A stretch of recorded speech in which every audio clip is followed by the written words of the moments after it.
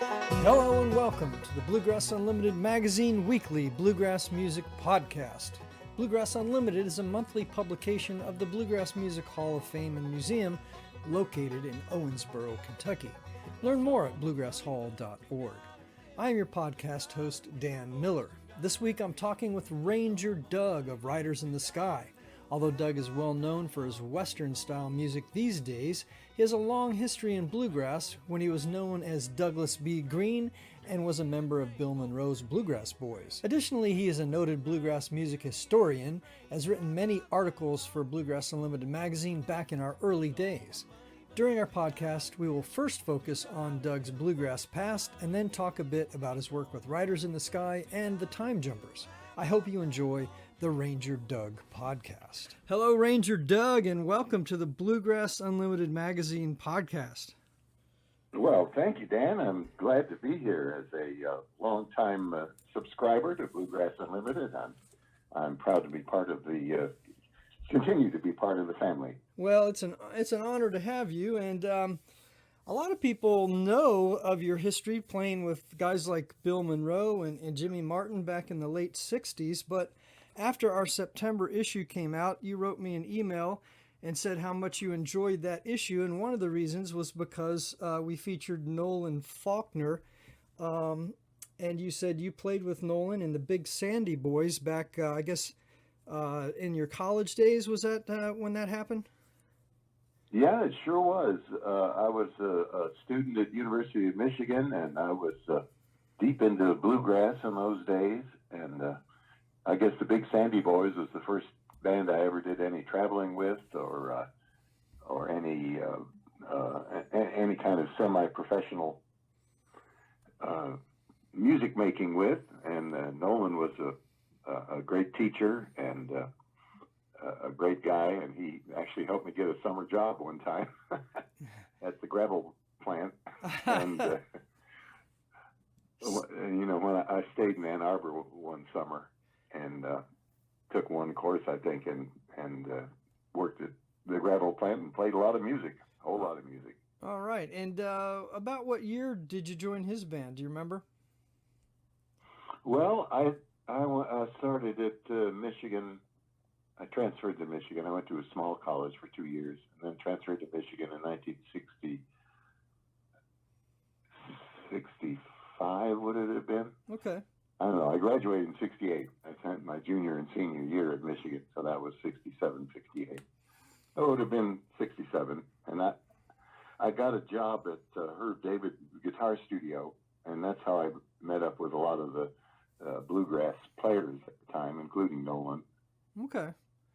And how did you get into bluegrass, or how did you discover bluegrass? Oh, that was in high school. I had a good friend, still living, still with us, thank heavens. Could you say that name again? He played the banjo. Could you say that name again? When you said the name, it kind of faded out. I see, Jim McQuaid. Okay.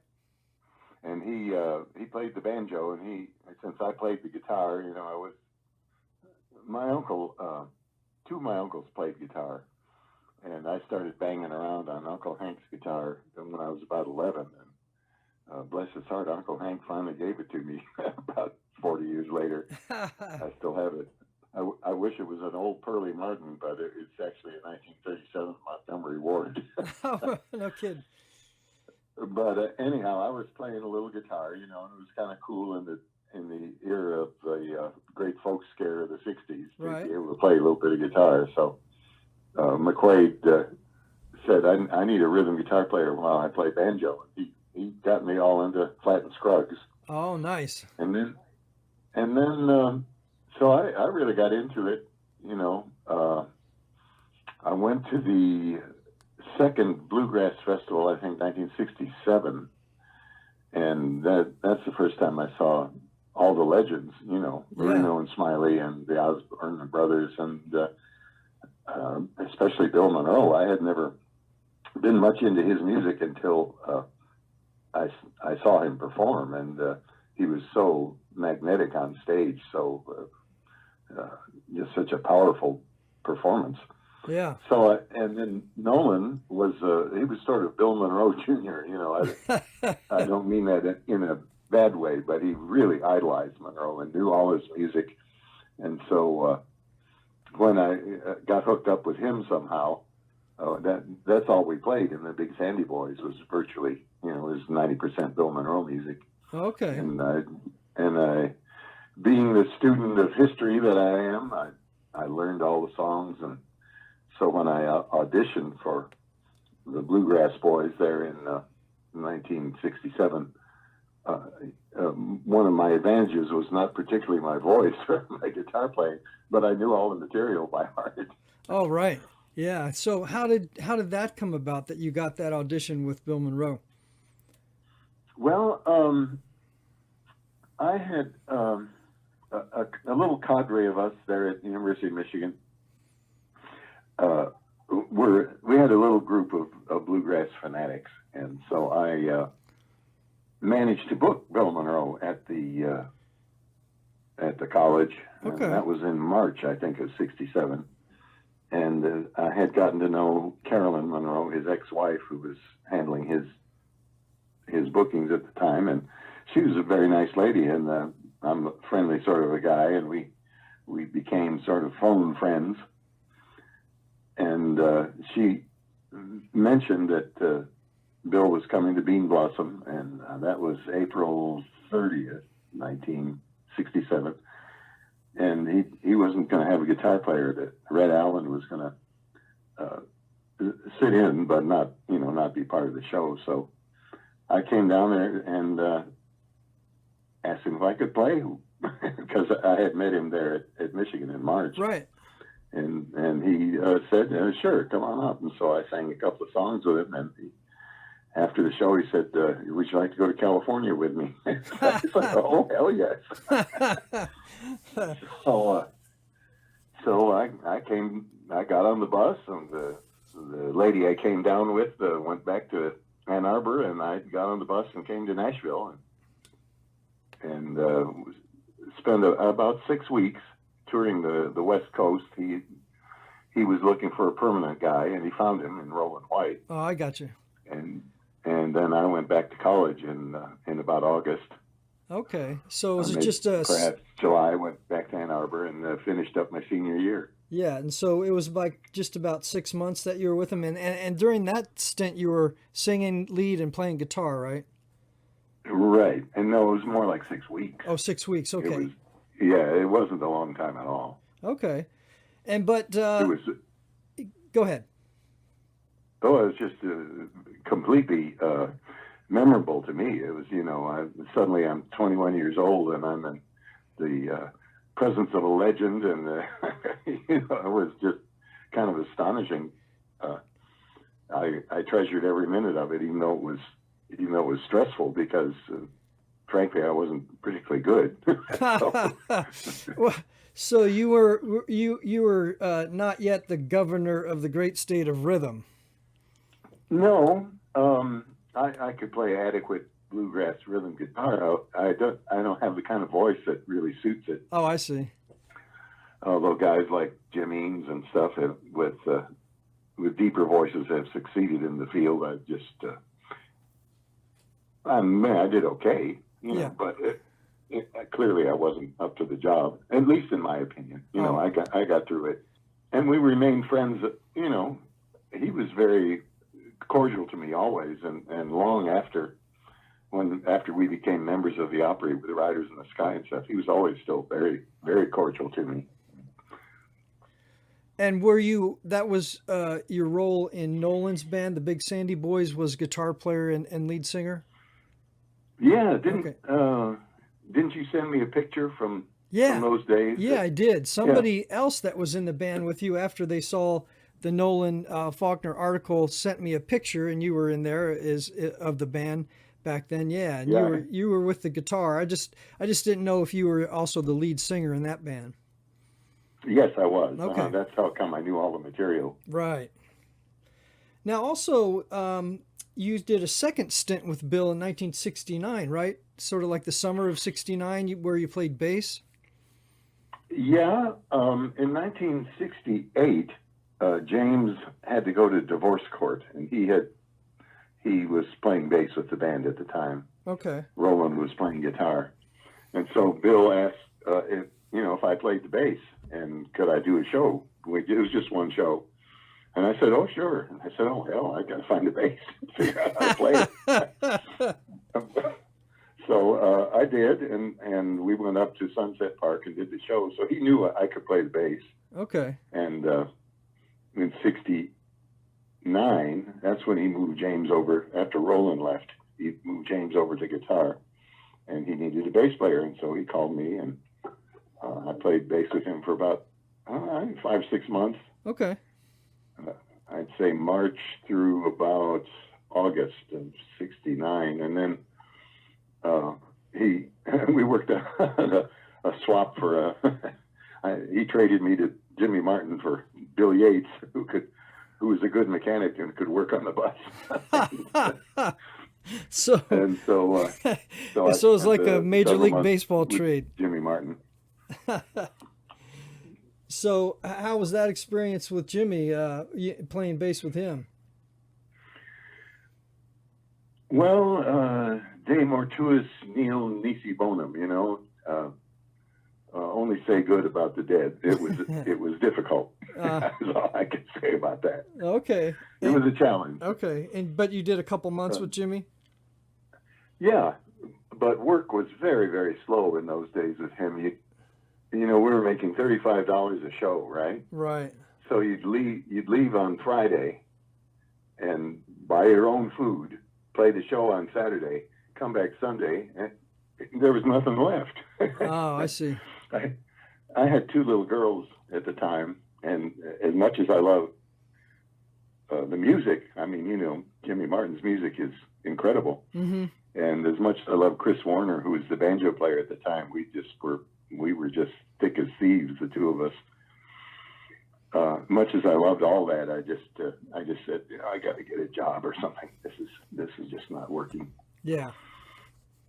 Well, I know you went to Vanderbilt and got a master's in literature. When was that? What time frame was that you worked on that? Well, that was my excuse to my poor loving father. Dad, I have to study literature at Vanderbilt so I can be in Nashville. Oh, I see. And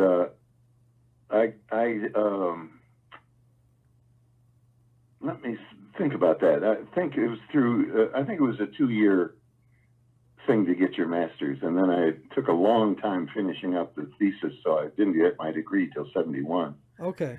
So I was playing music every night. When I moved down here, Roland White and I had become friends while he and I were both in the Bluegrass Boys for space of a couple or 3 weeks. Okay.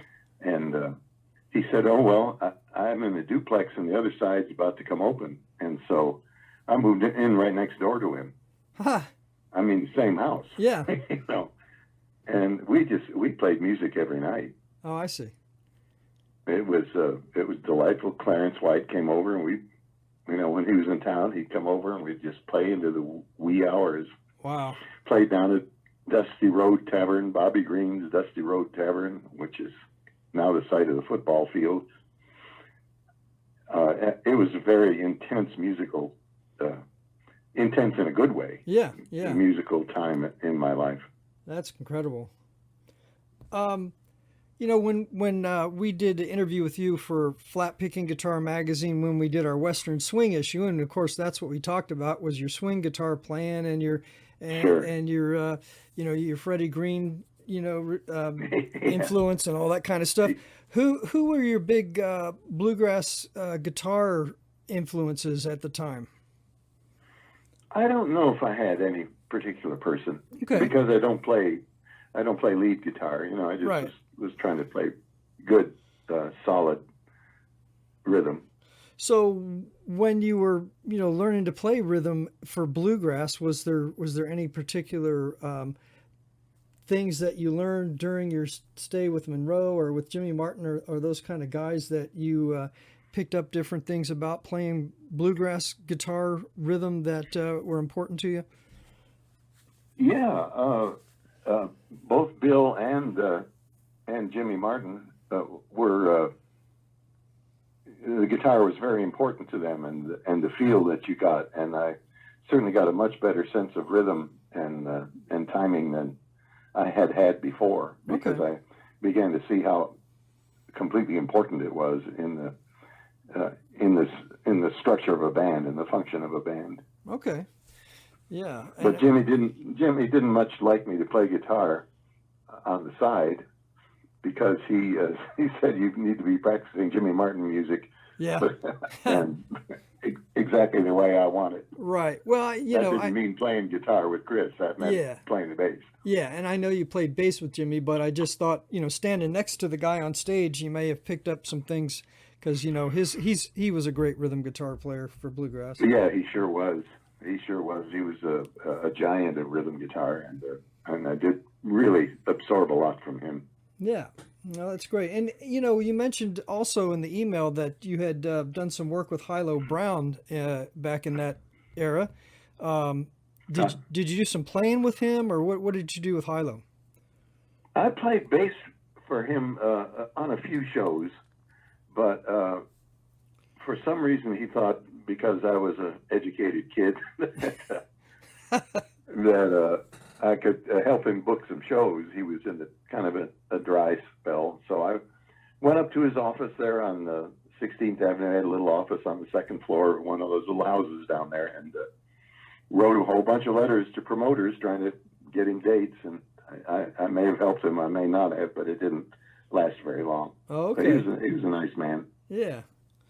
And another thing you mentioned was playing on a Kenny Baker album, Portrait of a Bluegrass Fiddler, and you said you played bass on that record. Yeah. Kenny, I had known, and I wish I could remember the year of that record, but I know I was at a festival, and he came up and beckoned me off of the front row where I was enjoying some band or another. He said, "You play bass, don't you?" I said, "Yeah." He said, "Well, these guys at County Records want me to make a record, and would you play with me?" Said, "Oh, well, yeah." So we made that legendary Portrait of a Bluegrass Fiddler album with Del McCurry played guitar, I played the bass, Roland White played mandolin, Vic Jordan played the banjo. Wow. Vic and I had a little band together for a while. Several times I made futile efforts at performing on my own as a bluegrass artist. Okay. I made a couple of albums, one for Old Homestead and one for I think it was State Fair Records. And would that have been in the early 70s? Buck White and his daughters. Okay. Would that have been in the early 70s that you did that? I'd say, yeah, 70, 71, something like that. As I said before this formal interview started, my memory isn't always all that great about things that happened 50-some years ago. Yeah. So you'll forgive me if I don't know exact dates. That's okay. I also read that after you had finished your master's degree, you got a job as the editor of the Journal of Country Music. And then you wrote a book called Country Roots, The Origins of Country Music, that came out in 1976. Can you tell me a little bit about what was involved with your job there and the writing of that book? Yeah.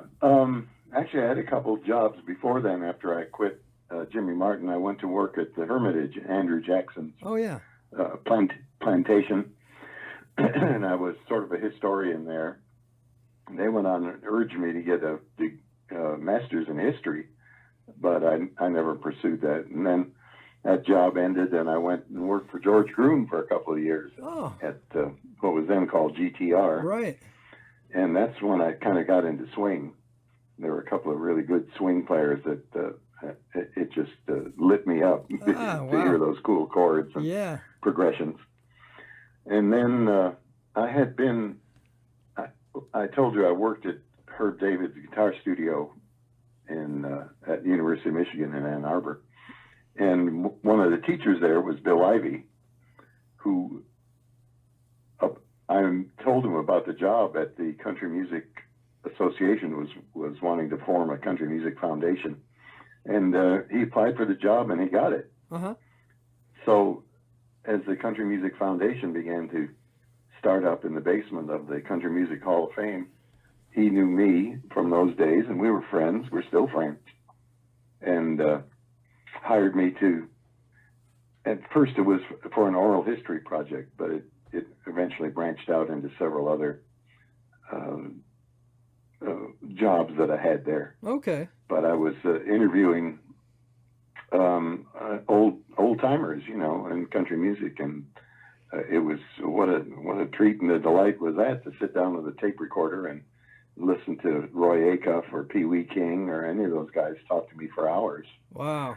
Art Satterley and Ray Whitley, and that's part of where my rekindling of my childhood love for Western music came from, because I got to interview a lot of those singing cowboys. And oh, wow. Eddie Dean and Jimmy Wakely, and became friends with several of them, Johnny Bond. And so that's what I did at the Country Music Foundation. And I don't know how I got hooked up with Hawthorne books, but the only book at that time about country music was Bill Malone's monumental Country Music USA. Okay. But which was sort of academically oriented. Uh-huh.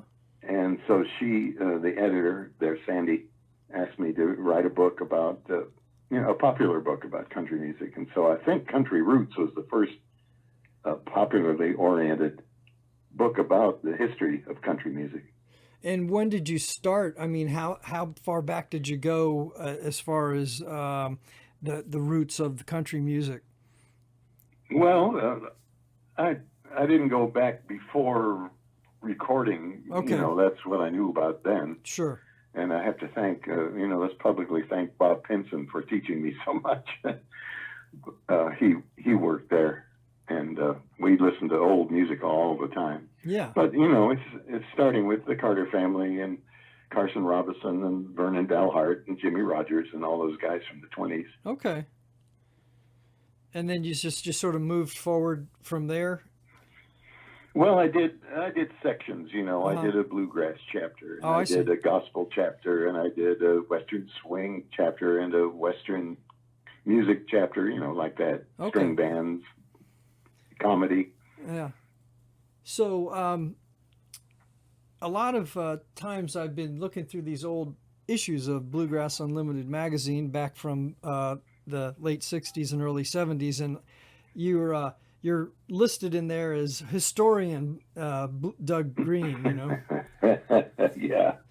So I thought that was interesting, and I guess part of that was your job at the Journal of Country Music, and then the book that you wrote about.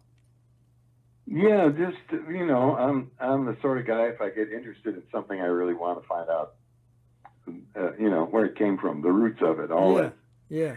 And who played that solo, or who wrote that song? Right. I love digging into that stuff. I still do it on our Sirius XM radio show, the Classic Cowboy Corral. I find out all about these obscure artists, and it's just fun for me. It's just always been fun for me.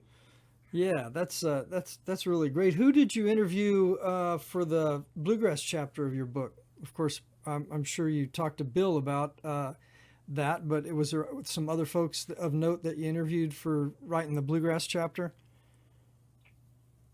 Gosh, I can't remember. I'm sorry. That's okay. I know I had a lot of talk with Mac Wiseman. Okay. He was a very gracious man. But I don't know specifically who I might have interviewed for that. That's just too long ago. I'm sorry. Yeah, it's okay. No problem at all.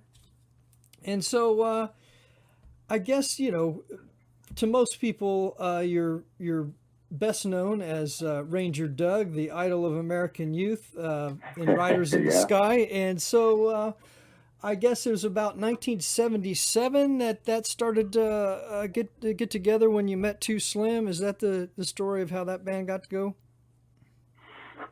Sure. the two guys that really influenced me as far as swing were a guy named David Sebring and a guy named Ron Hillis.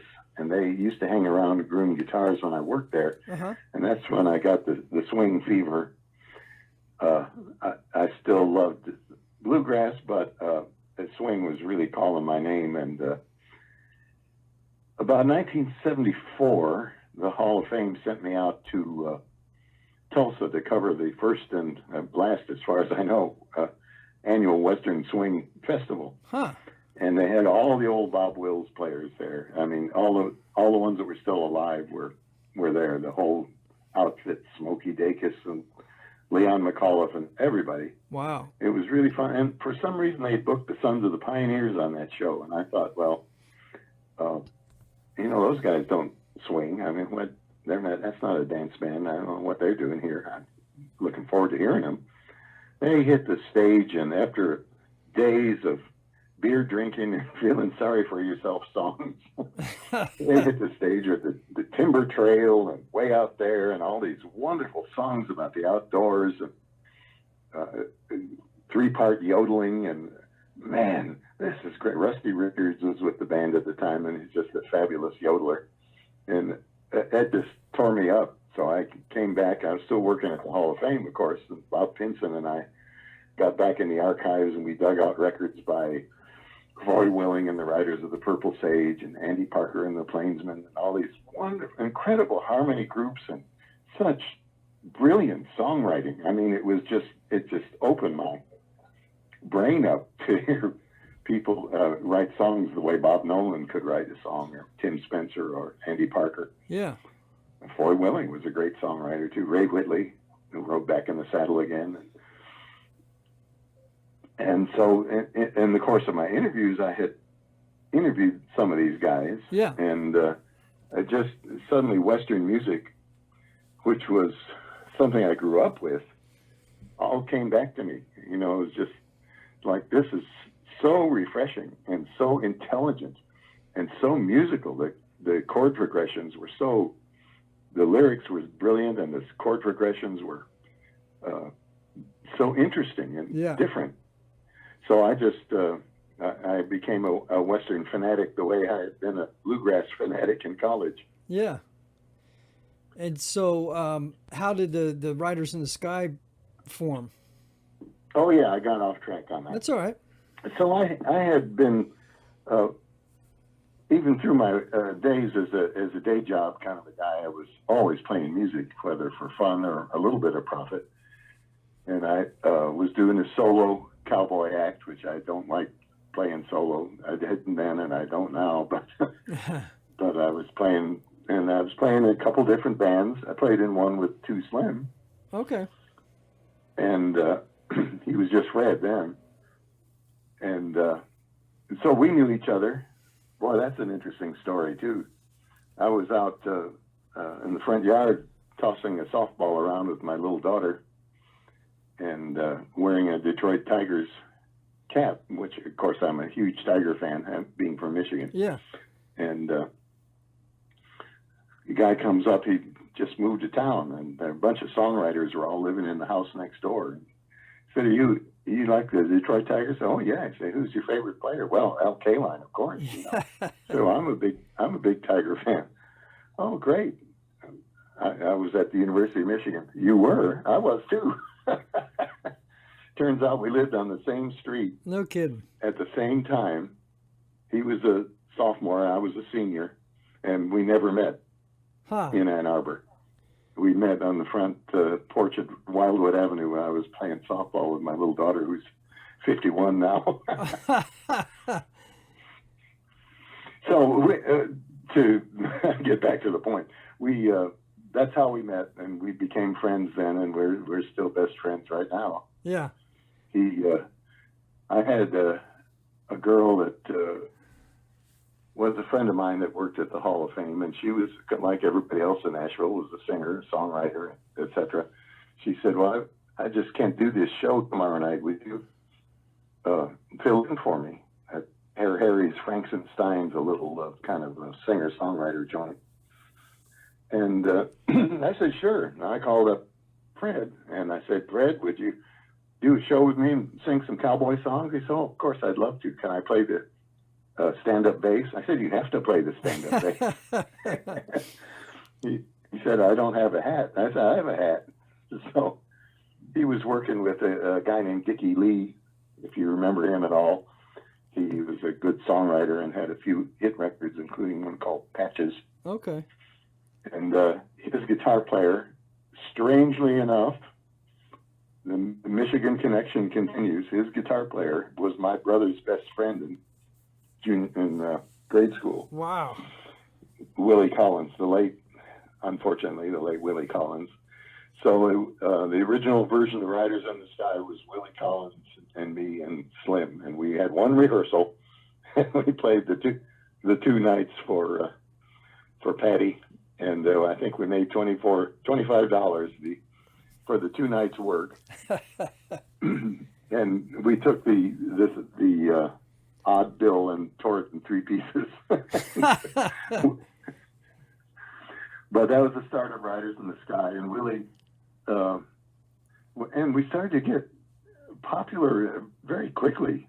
I'll bet. It was strange because it was a band that we were like nobody else. Nobody else was doing this music. Absolutely. The Sons of the Pioneers were still performing out west, but as far as Nashville was concerned, it was like new music to everybody. Yeah, it was brilliant. Half nostalgic and half completely fresh. Yeah. And so Woody heard us play at one little venue downtown, the Old Time Pickin' Parlor. He came up and in his shy and modest way said, I think you boys could really use me. So, now he was playing some bluegrass too, like with Wilma Lee Cooper and things like that, wasn't he? Yeah, he had been hanging around the Opry since he was about 11. And Okay. In fact, when he graduated from high school, Roy Acuff gave him a fiddle as a present. Wow. Everybody knew him. He played fiddle contests, and his talent was remarkable from a young age. His father was a musician, and they played music all the time. And a totally eccentric character. If you ever want to, I mean, his father, he called him the old man, and that was one eccentric human being. And so he joined up with you guys shortly after you formed. We had a debate. He was kind of wild in those days, and we had a long debate on whether to have him in the band, and we finally decided to do it. and Willie left, so then what we think of as the original trio was me and Woody and Slim. Okay. And it stayed a trio for a while, didn't it? Yeah, we were about 10 years as a trio. Yeah. And we were doing those radio shows for public radio, the Riders Radio Theater. Uh-huh. And we asked Joey to just fill in and help us out. He had just moved to town. He was tired of the road. He'd been playing with Frank Yankovic since he was 15 or 12 or something like that. And he just wanted to produce records and play on sessions. But it was so much fun playing with us for him that he started playing with us on a per show basis, Okay. And eventually we just said, Joey, let's add you to the partnership. Okay. A full member, Yeah. split everything 4 ways. Yeah. He said, yeah. Yeah. Well, you guys have just done phenomenal. All the things and all the great shows and accolades and movie scored, all kinds of stuff you guys have done. Just tremendous. I've seen you guys play a bunch of times, and it's always just phenomenal. No, thanks. And so, in about 2000, you also joined up with the Time Jumpers, right? Yes, that's true. There was a kind of a tradition backstage of when the Opry was doing 2 different shows a night of Hoot Hester and Kenny Sears and a few of the other guys getting together in the dressing room And during that half-hour break, while they changed audience, they'd play Western swing, because that's what they wanted to play. And I became part of that little cadre when we were doing the Opry. And, I'd stay around or between shows and just do that kind of thing. And then Hoot talked J.T. Gray, the late, great J.T. Gray, into letting him play with a band on Monday nights. And, of course, I went down to see him. Uh-huh. And, of course, they invited me to sing with them, and eventually they invited me to play with them, and eventually they made me part of the band. Yeah, and you guys are still at it. I mean, if COVID wasn't around, you guys were still doing it all the way up until the pandemic hit? Yeah, that shut down for a while, but we went back to 3rd and Lindsley, I think, about last November. Okay. And we've been playing... we took a month off for Christmas break, and then we've been playing every Monday night since the middle of January. Okay. Now, we'll be playing tonight. I don't know when they're going to hear this, but we're recording it on a Monday. Yeah. I'll be there tonight. Okay. Now, you stayed at the Station Inn for quite a while and just kind of outgrew it and had to move to a bigger venue. Is that what happened? Yeah, there were people who were coming from overseas and everything, and you'd have to get there at 5 in the afternoon for a 9 o'clock show. It was just, JT was sorry to lose us, but he understood. He was a gracious man, and he understood we just had to find some bigger place. Yeah. And those are, Vince Gill was with us for several years, and that was a big draw for a lot of people, wanted to see him in a real intimate setting, not in a stadium setting. Yeah. And we just outgrew it, and in fact we almost outgrew the new place, 3rd and Lindsley. There was, we sold out week after week after week after week, but with the virus, people in our age cohort are cautious about coming out into crowds, so we haven't been selling out, but we've had nice crowds all year. Well, that's great. That's great that you're back to it.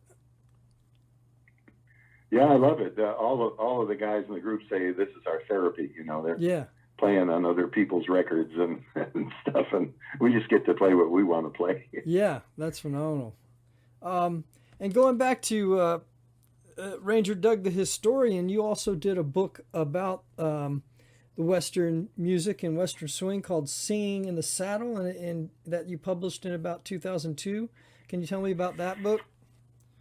Sure. As part of my duties with the Country Music Foundation, I think you mentioned way back there that I was editor of the Country Music Foundation Press. Yeah. There was a Journal of Country Music for a while, which has disappeared, I guess, since. But I wrote an article on singing cowboys because, I was doing all this research and I had met all these guys, and nobody had written a really good, comprehensive book about it or even articles. So I wrote this article, and it germinated in my mind from 1975. And we were spending so much time on the road, 250 days a year on the road. And we went out to, with the invention of the computer, you could carry all your research with you. Yeah. And we played at John Esquaga's Nugget every year for a couple of weeks at a time. So you're on stage an hour a night, and you have 23 other hours to fill. There's only so much pool time or gym time, and so I started really working on making a book out of this article I had written all those years ago. Oh, okay. And that's how Singing in the Saddle came about. I had all the interviews stored, and I had all the memories, and you could look up stuff on the internet that I never could have found digging through libraries or anything. Yeah. And the book came together, and it won a couple of awards, and it's still the major book on the subject, even after 20 years. Well, that's great. And now you've also done some instructional things. I think you have a book or two out, and also a DVD for teaching folks how to play your style of Western swing, and also, the cowboy music. Can Can you talk about those products for anybody out there that might be interested in delving into that style of rhythm playing?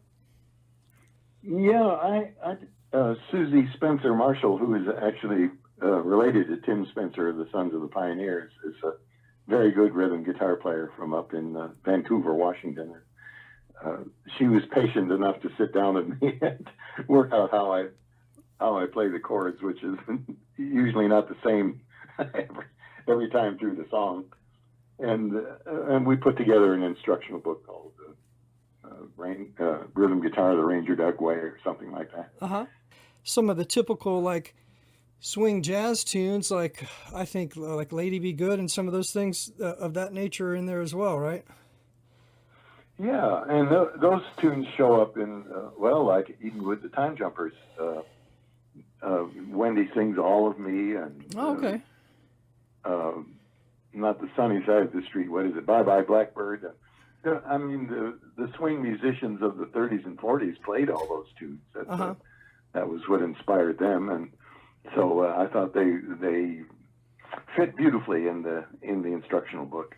Yeah, and for those guys out there that do play some swing, I found it very interesting. Just to look at the way you approached your chord shapes and your changes versus ways that I had learned to play them before gave me some nice ideas. So I think if you're out there and you play some swing, check out Doug's book, because it gives you some other things to think about, or some alternative ways to play them. And like you said, you probably play them different every time, but there's some great ideas in there. Well, thanks. More and more, especially with the Time Jumpers, I've become more and more minimalist, more and more Freddie Green. Just one or two note chord, because, in a big band, if you play a lot of notes in a chord, it just turns to mush. You never hear it. Yeah. But if you play just one note, like Freddie Green lived on the D string, which I do too, it hits a sonic range where the rhythm guitar really pulses, and it really makes the band have a heartbeat. Yeah, that's cool. I remember we talked about that Freddie Green stuff before, and I found it very interesting. And we actually did a little highlight on Freddie Green in Flat Picking Guitar magazine, because he was such a phenomenal rhythm player. Oh yeah, he sure was. I know his son, and his son's a one lovely guy. And I don't know if I should say this, but my son is considering naming his son, who his wife is pregnant, Frederick. So I'll have a Freddie Green in my family. But they said that's great. They said they're reconsidering that now. He told me yesterday. So I might not have Freddie Green in my family. I can say I'm related to Freddie Green. Now, one of the things you mentioned in the email you sent is that the Dan Tominski photos that were in our September issue were taken at an establishment that your son owns. Is that right? Yeah, he took an old service station called Andy's Auto Repair and turned it into a hip little tavern, a little bar called Otto's. Okay. Which OTTOS, and that's where they took those pictures, and it looked pretty darn good too. It's a fun little place on Charlotte Avenue. Anybody comes to Nashville, I highly advise them come by for some tacos and a drink or two. Yeah, that's pretty neat. So you had a lot of connection there with our September issue, and you also mentioned being friends with Haskell McCormick. How did you and Haskell meet? I think that was at Bean Blossom when the McCormick brothers played, and either I was playing with Bill Monroe or I was up there at some sort of festival, and Roland and Vic and Haskell and several other people we were hanging around the pool at night, swimming at the motel swimming pool. And okay. I don't know. I've just always liked them. We just we hit it off as friends, and I saw him at the Opry, backstage at the Opry within the last year or two. Oh, you did? And yeah, and his brother Kelly was there, and I knew all the McCormick brothers. And the Red Hen Hop. Wow. Yeah, that's great. I did the interview with Haskell, and he's such a nice guy. I really enjoyed talking with him. He really is. I just think the world of him, and of course his playing is just superb. You know, he's just a brilliant musician. Yeah, absolutely. Do you get a chance to play any bluegrass these days at all? No, I have lost my bluegrass wrist, and it turned into a swing wrist. And, and I really,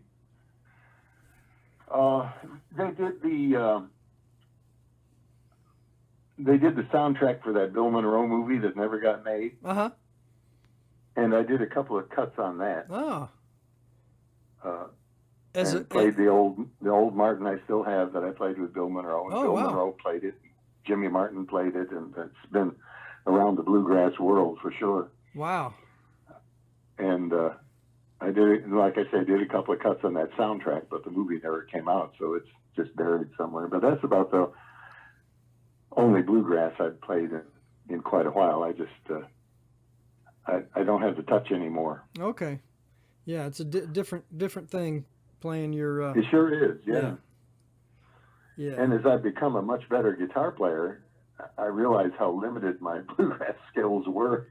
Oh. And you know, I really, if you're going to play it, I want to do it right. Yeah. You ever play bass anymore?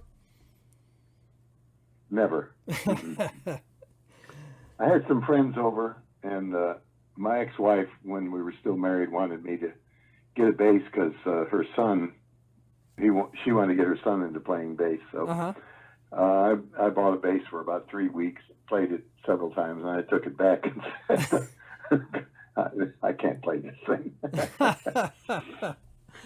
Well, because you know I've been playing with Dennis Crouch and Brad Albin and guys who are you know, brilliant bass players, and I felt so completely inadequate. Oh, I see. Yeah.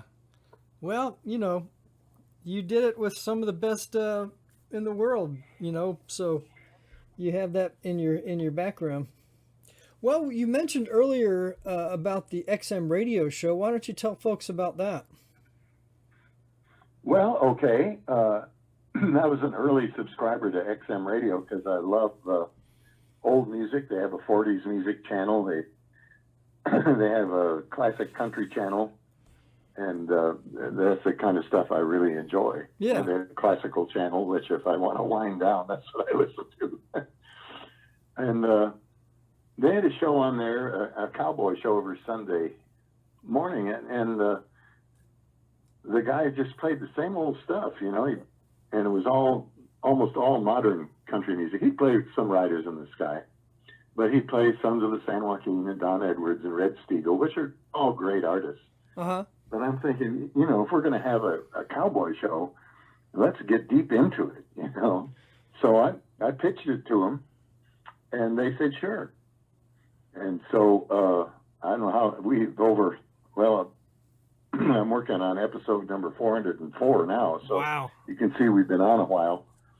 And I went back and dug up the deep stuff, a lot of Sons of the Pioneers, and a lot of Foy Willing, and Andy Parker and the Plainsmen, and Gene and Roy and Tex and Rex, and so many obscure people you never heard of, or, you know, and that's the fun of it for me is, and people write in and say that's what they enjoy, you know. Yeah. Who's Vern Allen? Who is he? Well, he's from Waxahachie, Texas. He was born in 1888 or something, you know. Right. Go on and on about it. It's a fun show. We play about 18 songs in an hour. Okay. And Side Meat is my companion, and he's the one that really makes the show fun because he's always interrupting and saying something ridiculous and uninformed and stupid and silly and funny.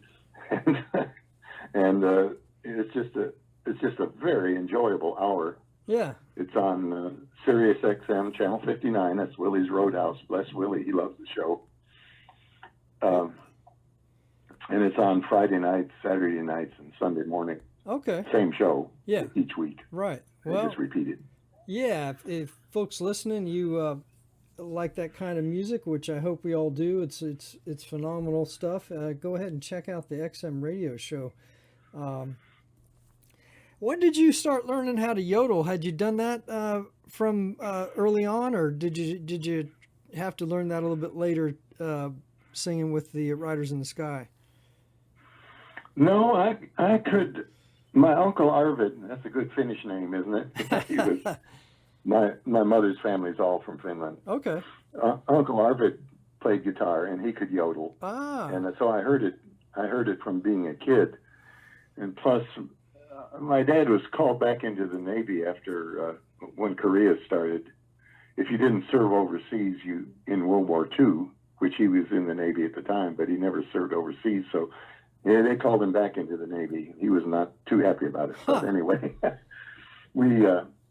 he went to Korea, and we moved to California. And in those days, there was Doy Odell's Western Variety Show. There was Spade Cooley was on TV, mm-hmm. and Town Hall Party, of course, with every country and cowboy singer was on that darn show. Yeah. And so, and there was a place called Knott's Berry Farm, which is still there. Yeah. It's more of a big amusement park now, but at the time it was kind of this sort of throwback to the Old West. You could take a stagecoach ride, and every night there was a group called the Wagon Masters who sang around a campfire, and that just knocked me out. I just never forgot it.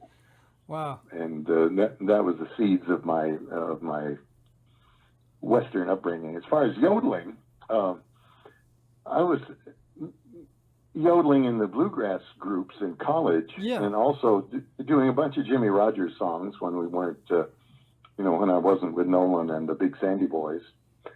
There was a cadre of guys who just played music all the time, of which I was one. And, I could yodel. I don't know how. It just was very easy for me. Huh. I moved to Nashville, and a name you'll know as a bluegrass scholar is Lance Leroy. Oh, yes.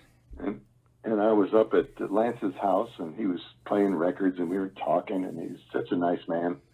He said, "Oh, you need to hear this guy, Elton Britt." I said, "Okay." And he played a tune called Chime Bells and another one called Maybe I'll Cry Over You. I thought the top of my head would come off. I said, I never heard yodeling like that. I was used to yodeling, yodeling, yodeloo. Yeah. And to hear Elton Britt, he and Roy Rogers were really the first guys to do the terrific, tricky yodeling, and it just blew me away. I got to learn to do that. I went around. I found that you want to drive around in your truck and with the windows rolled up when you're learning to yodel, so you don't offend your children, your wife, your neighbors, your pets. Well, you do it really well. Tried to learn everything Elton Britt did, and I got pretty far with it, although he has a much higher range than I do. Uh-huh. Yeah, you do a really good job with it. He's my hero, yodeling, for sure. Now, you talked a bit about the Knott's Berry Farm and the way that was back in the day, and I know you have some association with the like this circuit of venues out west, like the Bar D that's in Durango. They're sort of keeping the tradition going a bit, aren't they? They sure are, and I didn't realize it at the time. Back in the 70s, I didn't realize how important those guys were. But yeah, very much keeping the tradition alive, and also keeping that sense of comedy. Like, that's part of what's propelled Riders in the Sky or made us successful through the years is the humor. Yeah. And people don't. If you just listen to records, you don't realize that Gene Autry's show always had two comedians. And Roy Rogers always toured with comedians. They all did. It was comedy was part of a full entertainment package. Yeah. And it was entertainment. And when I think it was probably when the Cowboy Poetry Gathering started in Elko. What was that? About 1988. I'm not sure. And some of those guys showed up from Babe Humphrey from from the Flying W and Cy Scarborough, the late and incredibly great Cy Scarborough. He could do Pat Brady, and you would believe it. I mean, he was sensational. Yeah, I saw him perform anyway, a bunch of times. He's great. Those guys began to show up, and I realized, that this tradition was still alive, and they were keeping it alive, and I love them all. Yeah. I went out and emceed at they have an annual gathering of all the chuck wagons from all over the West, and I went out and emceed it with Orrin Friesen, who you probably know. Yeah. Last year. So, how many of the chuck wagon venues are there now? Do you know? I don't know exactly. I'd say 6 Okay. that are in maybe 8 in the organization. There may be some other that didn't belong to the organization. I know there was one that served alcohol, and so they wouldn't let him in the organization. Oh, I see. But there's a couple in Colorado, Flying W and the Bar D in Colorado, and there's one in New Mexico, there's one in Arizona, there's one in South Dakota, I think, and Wyoming, of course. Okay. But they're wonderful fun. You show up, you get a nice steak dinner, and get entertained under the stars. It's just I'm so glad that they're able to continue functioning. Yeah, and the only one that I've been to, and I've been to it a number of times, is the Bar D in Durango.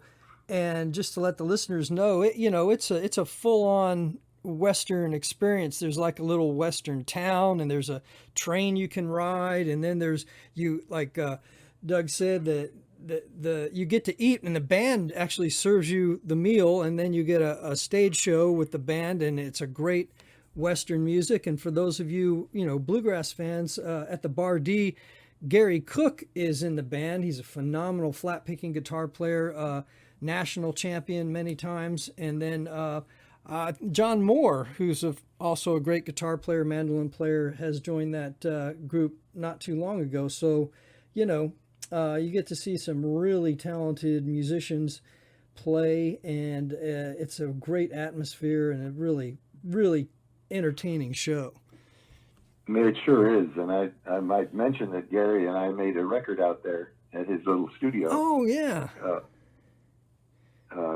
Just guitar, 2 guitars, that's all it is. Oh, wow.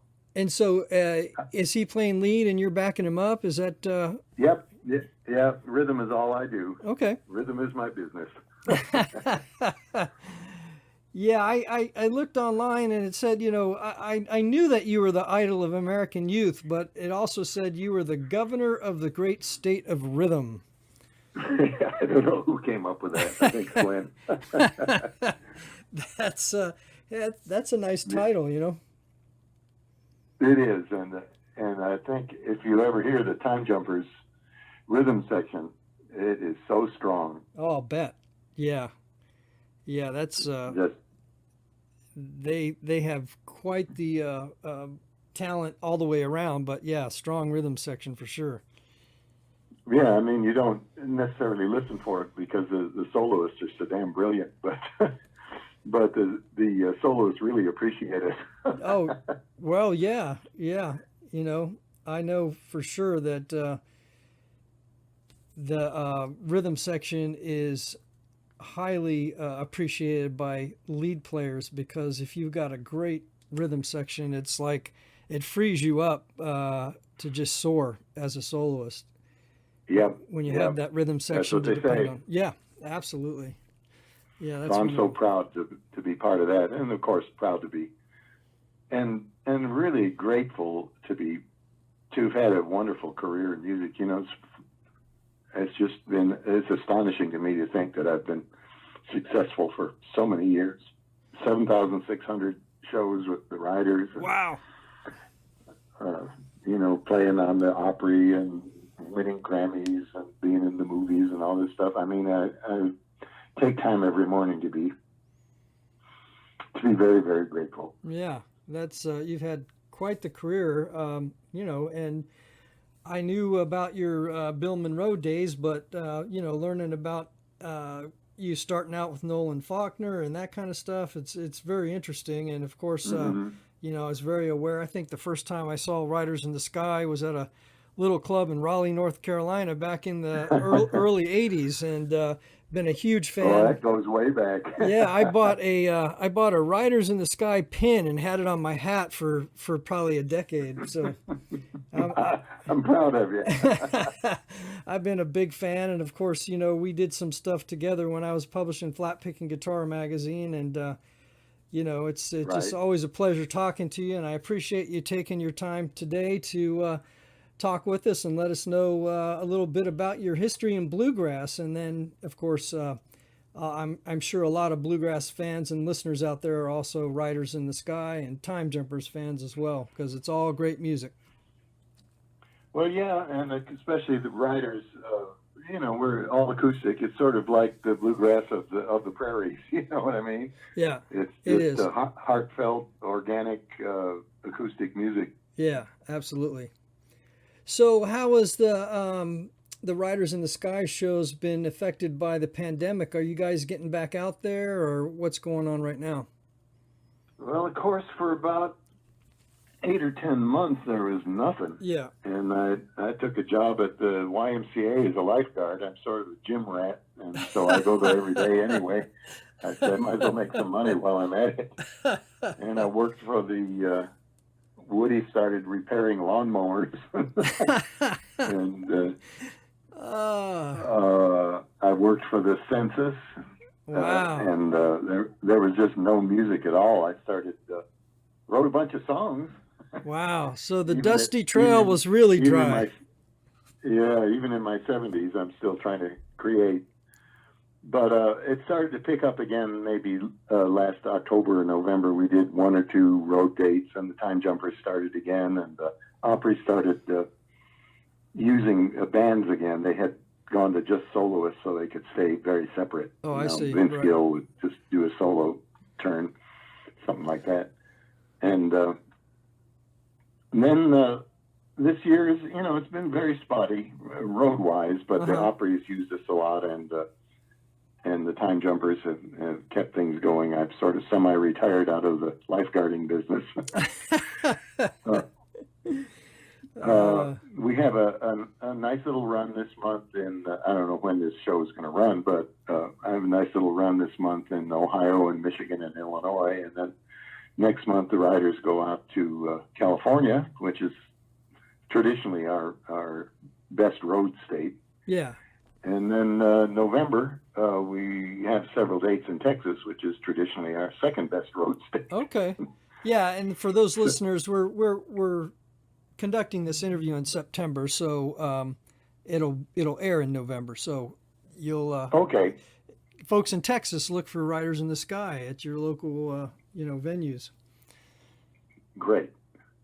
All right. Well, Doug, thanks so much for spending the time with us. I really appreciate it. I've been a huge fan for a long time, and it's just always a great pleasure to talk to you.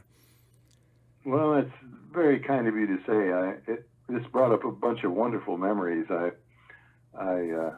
owe so much in my bluegrass years to Nolan Faulkner, and I'm glad that he got a little due. I can't believe he's almost 90. Wow. Yeah. Yeah. I'm glad you featured him in the magazine. He really meant a lot to me.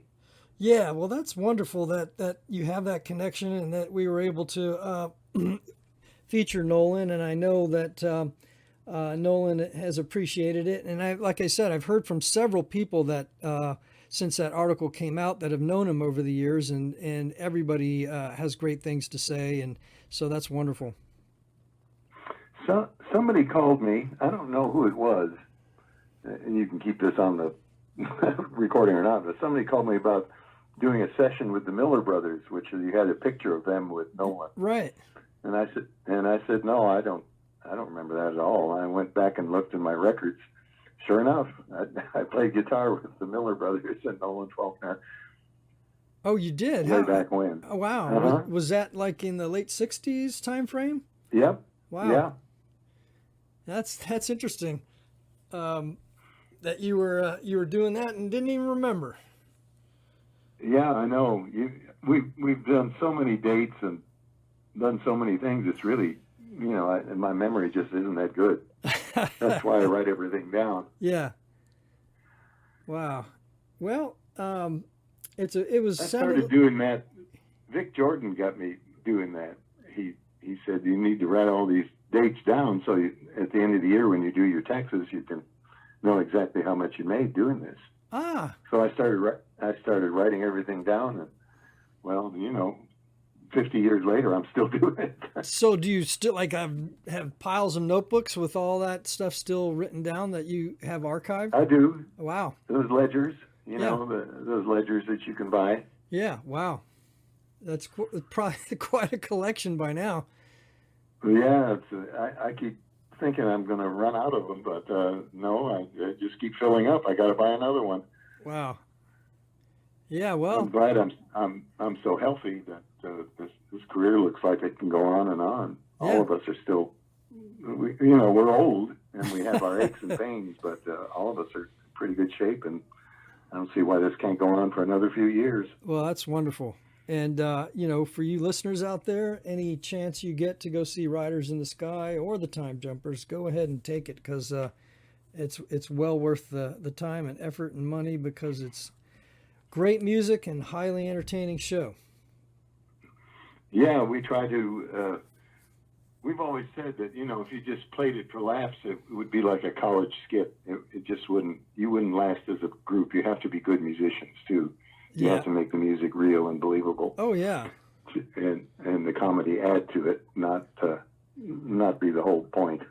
Yeah, well, I think it goes both ways too, because you can be great musicians, but if you're not that entertaining, somebody might say, well, it kind of I could have listened to the record at home because there was no personality. So right. So I think you have to have the combination. We've all seen bands where the guys will turn around and tune their guitar or banjo between songs and mumble something and play another song, and we said we don't want to be like that. Yeah, absolutely. We want to engage the audience. Yeah. We want to talk to them. We want to make them part of the show. Yeah, absolutely. And there's the bands that, whatever genre it is, the bands that people love to go see are the bands that are really great entertainers as well as phenomenal musicians and singers. So you guys got it all. You got the whole package. Well, thanks. Yeah. All right. Well, Doug, I'm gonna let you go. And again, thanks for spending time with Bluegrass Unlimited magazine. Well, it's been a delight. I was there at the very start of the magazine with Pete and all those people that began it, and was a very early contributor, and I think I did a story on Buck White very early on. Yeah, I've seen your name.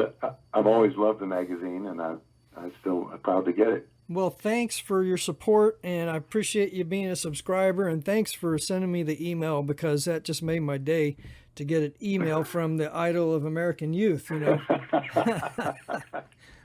Well, it brought back some great memories, and I'm so glad that Nolan got a little attention, because he's a remarkable man and a remarkable musician, and because he's in Detroit, it's kind of been bypassed in the history of the bluegrass world, and I'm glad to see him celebrated. Yeah, well, when the writer pitched the article to me, I thought, well, this sounds great, because I do like to highlight these regional guys that are phenomenal, but maybe people don't know about them.